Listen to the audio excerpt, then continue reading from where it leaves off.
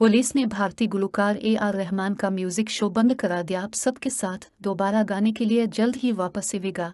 गुलकार भारतीय शहर पुणे में पुलिस ने मुकर्रर वक्त ख़त्म होने के बाद कंसर्ट जारी रखने पर भारत के लेजेंडरी मौसीकार और गुलकार ए.आर. रहमान का म्यूजिक शो बंद करा दिया। भारतीय मीडिया के मुताबिक ए.आर. रहमान इतवार को पुणे में लाइव परफॉर्म कर रहे थे कि पुलिस ने जाए वक़ूआ पर पहुंचकर लाइव कंसर्ट को रोकने का मुतालबा किया और इस वाक़े की एक वीडियो सोशल मीडिया पर भी वायरल हो रही है। पुणे पुलिस के मुताबिक ए.आर.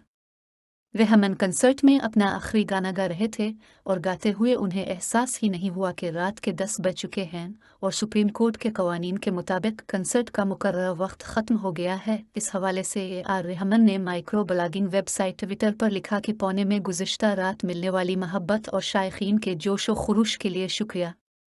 ये एक ज़बरदस्त कंसर्ट था। इसमें कोई ताज्जुब नहीं कि पुणे क्लासिक मौसीकी का घर है।